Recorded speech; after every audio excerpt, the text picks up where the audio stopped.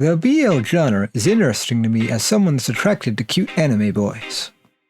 For the unaware, BL stands for Boys Love and is a genre all about gay relationships between men. My first foray into BL visual novels was in 2020 of Tokusatsu no Chi. It looked extremely cool aesthetically, and was by Nitropus, so I was excited to read it.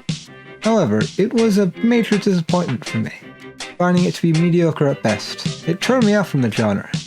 If something that looks so cool couldn't be enjoyable, then how could any other BLVN be good? My interest in the genre was rekindled last year when Manga Gamer announced a translation for Uuutra C. It seemed to have striking art and a unique premise. It was clearly a Tokusatsu-inspired story. I've had an interest in Tokusatsu for a while, always aware of its existence, but the sheer amount of stuff is intimidating. I've seen some Godzilla films, but never have I touched Kamen Rider.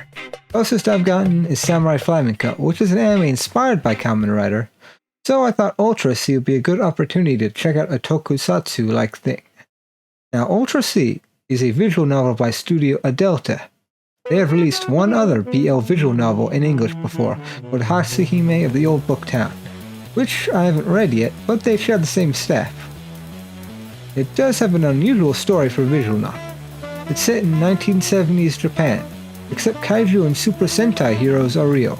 The kaiju of this story are monsters that were formerly human, but transformed when their emotions went out of control. The way kaiju spread is like a virus, with human kaiju being able to spread to others through blood or other bodily fluids. Humans or kaiju face discrimination because of their tendency to turn into giant monsters.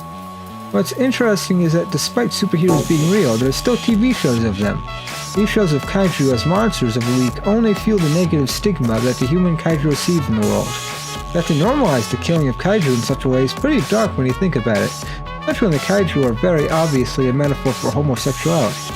The way the world building is executed is well done, and there aren't many exposition dumps. Yet you see firsthand the destruction kaiju are capable of, and how that has affected society.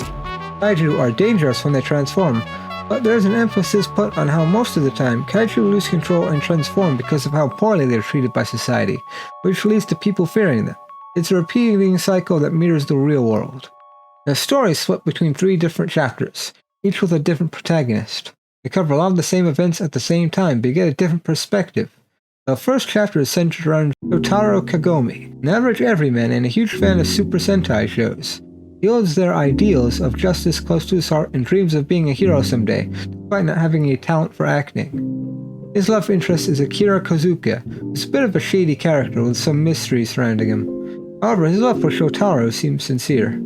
They've been in a relationship for a while, which is rare in visual novels. Typically, the protagonist starts out as single and develops a romantic relationship as the story progresses. Having an established relationship like this is interesting. Shotaro has his worldview changed after witnessing a real kaiju battle, getting covered in kaiju blood. The test comes back negative, but rumor gets out about him being a kaiju, and this is just the start of his troubles. It starts out being pretty simple, but intrigue builds up as more bizarre things start happening around him. The relationship between him and Akira is the main focus, and the relationship is really endearing.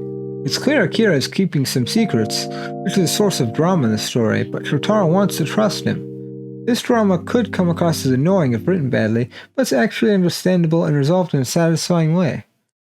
Thematically, this first chapter introduces the major theme of the story, identity. How everyone's outward appearances don't necessarily represent who they really are. Perhaps best represented by the character of Kobayashi Akira. He's Shotaro's childhood friend and has conflict over what he truly wants versus what society expects from him, specifically regarding his status as a kaiju and sexual orientation. The second chapter focuses on Shiro Chotsuga, a photographer that was introduced in the first chapter. Of course, here you get more information about him. He has a stronger personality than Shotaro, being somewhat sarcastic and manipulative. He's kind of bigoted and homophobic at first, which is funny in hindsight. This chapter is my least favorite part of the game, though it's not bad. I can feel like a drag to read at times. In particular, the scenes where he's together with Shotaro. You get more context for those scenes, but they are largely the same as in Chapter 1. The love interest for Shiro is Suzu Ishiki, who was an antagonist in Chapter 1, so seeing more of them and why they hate superheroes was engaging. They are also non-binary, which I thought was cool. They weren't afraid of having a diverse cast, which I think ties into the themes of the story. However, the real highlight of Chapter 2 is Uran Miyamoto. He's like Shiro's assistant and simply an extremely entertaining character. Coming after Chapter 2, I was a bit wary, but Chapter 3 brought my enthusiasm back. It's my favorite part and is the most fascinating. It has much darker tone than any of the previous two, and is more engrossing because of it.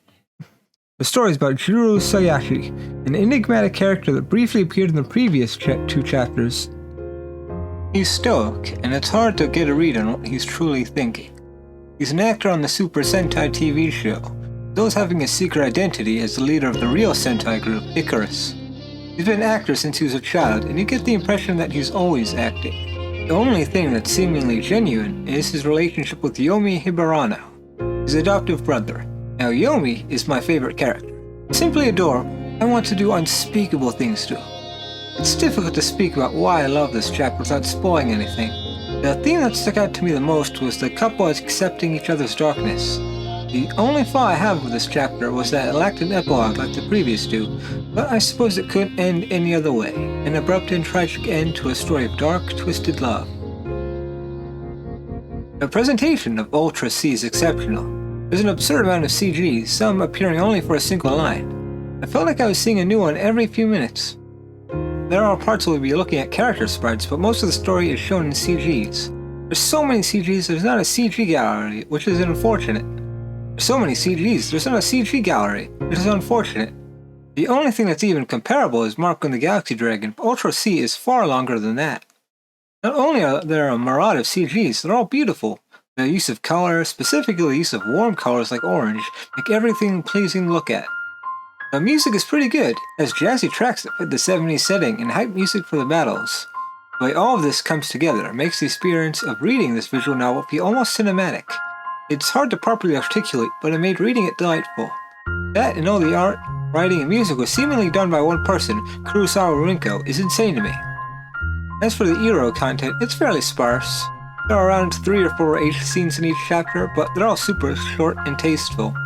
Those longing for steamy gay sex might be disappointed with this one. The content of the scenes is also pretty standard, with only chapter 3 having stranger scenes, but even that is nothing too extreme. The biggest flaw with the game is how confusing the narrative can get towards the end. The story is so fast-paced, it doesn't spend much time explaining some of the concepts that are introduced near the end. It's somewhat sensible looking back on it, but things could have been explained better. Maybe it'd make more sense if I was more familiar with Tokusatsu. It does feel like it's pulling for Toku tropes in those parts, but I can't properly appreciate or understand them, unfortunately. The action scenes are dreadfully short as well. I thought Tokusatsu shows had crazy fights with the heroes who do wrestling moves. There are cool fights, but I've liked it if they were a bit longer. The story is more focused on the character drama, so it's not a big deal, just a personal nitpick. In conclusion, Uuultra C is a very good time. It's no secret that BL is typically aimed at heterosexual women. I think Uuultra C has a wider appeal than that. I feel confident that I can even recommend it to heterosexual men, and they could have a good time. Of course, it panders specifically to Tokusatsu fans, though people are into that might get more out of it. It's not overly long either, clocking in at around 20 hours. I had such fun with Uuultra C that inspired me to finally watch some Kamen Rider. I've been watching Kamen Rider Kuga and it's pretty great. Would have thought. Need to read Hashihime of the Old Book Town sometime this year as well. Anyway, if I was to give Uuultra C a rating, it would get a 7 out of a possible 10. Solid recommendation from me. You can find it on the Manga Gamer website and Steam. If you made it this far, thanks for watching.